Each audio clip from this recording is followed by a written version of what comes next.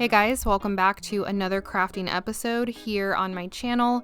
In this video, I'm going to be crafting my to-do list. So I have 5 really easy projects you can do if you're feeling inspired to get crafty. I've been feeling inspired myself lately from watching a fellow YouTuber. Her name is Bethany, and I think her channel name is Beth Adderley.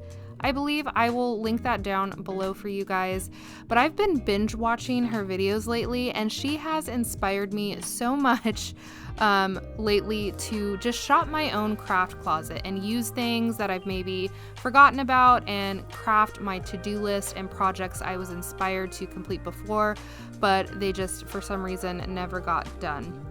So that's what I'll be doing today in this video. So let's go ahead and get started with the first project. For the first project, I wanted to make a cute wood round front door sign for Easter. I'm not great at making wreaths, so this was an easier alternative for me to make. I used this design from Fabrica and then some black adhesive vinyl and cut it out with my Cricut.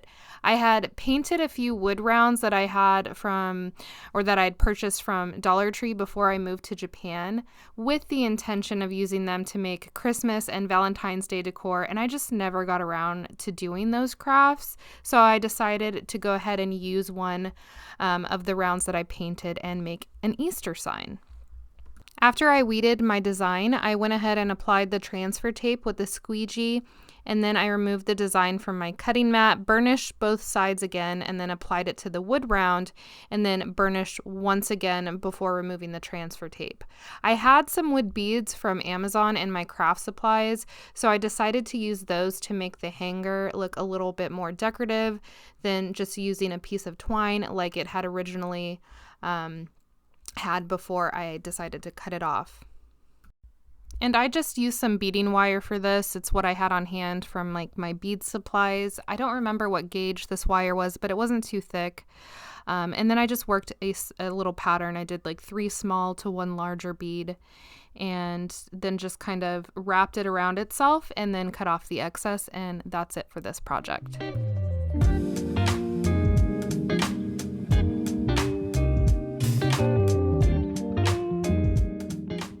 For project number 2, I'm going to be using this font called Welcome, also from Fabrica. I really liked the glyphs on the beginning and end of the word and thought it was the perfect font for this project, which is going to be a dryer sheet holder for my laundry room. I never have had a designated laundry room before moving into this apartment. My washer and dryer has always been in the garage or like in a closet, so I've been really having a lot of fun decorating my laundry room, and I had purchased this tissue box when I first moved to Japan months ago, and it's just been sitting in my craft room waiting to be decaled, so I finally decided to tackle this really quick project, and I'm glad I did because it turned out so cute and it looks great in my laundry room.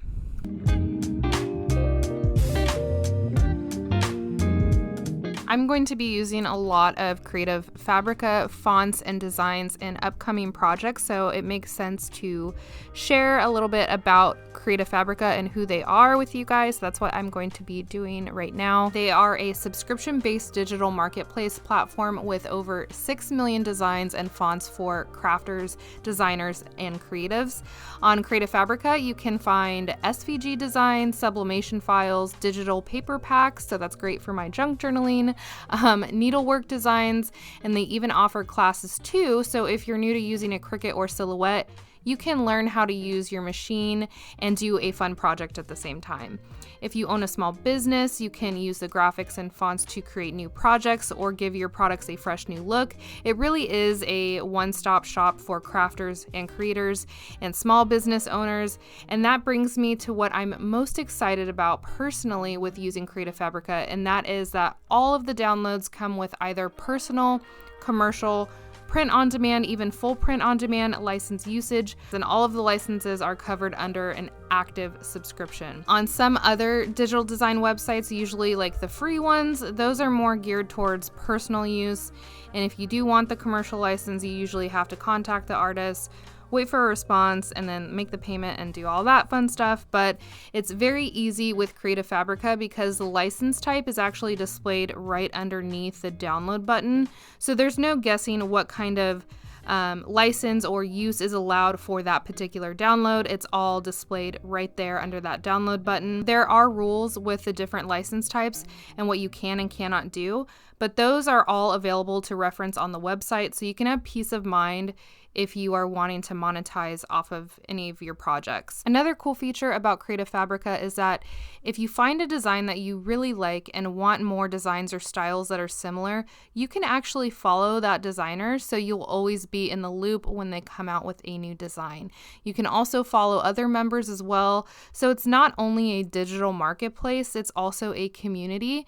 When you join, you get your own little profile and you can add your interests and even like the different types of machines that you use. So like on mine, I have my Cricut Explorer Air 2, I have my Maker, I have my Easy Press, I have my sublimation printer, and you can use that and find and connect with other people that share similar interests or are using the same types of machines. If you want to try out Creative Fabrica, I have included a link in the description box that will give you all access, including the commercial license, for 10 downloads or 30 days, whichever comes first, for free. If you decide it's not for you, that's fine. You can cancel before the 30 days or the 10th download, or you can continue to reap all of the amazing benefits at $9.99 renewing monthly, or you can even pay for the year, which comes out to I think $4.99 a month. So an even bigger discount there. Whatever you decide, I hope you try it out because it's really an amazing marketplace and the designs and fonts speak for themselves. They're beautiful, and go get your free downloads. Who doesn't love free stuff? And full transparency, I do receive a small affiliate commission for new subscriptions. So if you do end up joining the Creative Fabrica family, thank you for supporting me and this channel. I do appreciate you so much. So now let's go ahead and get back to the project. For project number 3, I used this cute SVG to make a book bag. This design was so intricate and beautiful, and it did take me a little time to weed out this design, but it was 100% worth it because the end result was so cute.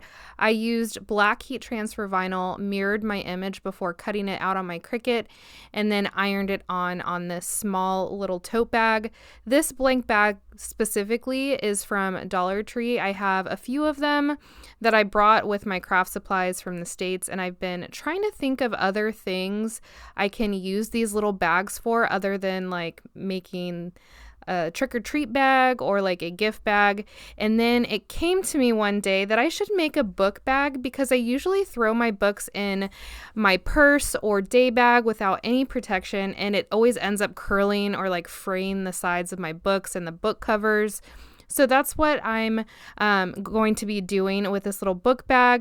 And it's a little bit on the thin side, but it's perfect for my needs personally. I can throw my books in this little bag and then pack it around in my day bag or my purse, and the cover is going to be more protected. I think this would be a cute bag to like tote around a library or a bookstore too.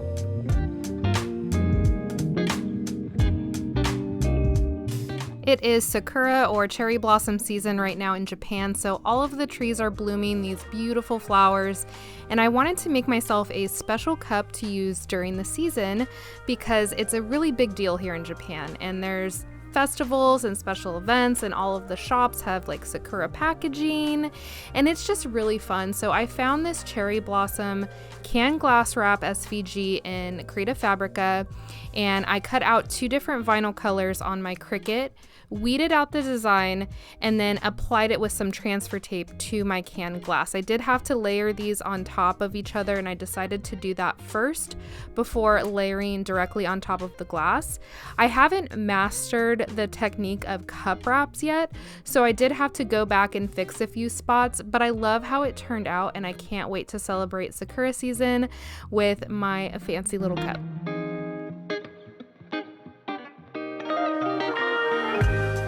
For the 5th and final project, I wanted to sublimate a sweater that had been sitting in my closet for a couple months now, that I had originally purchased with the intention of creating like a mom life aesthetic.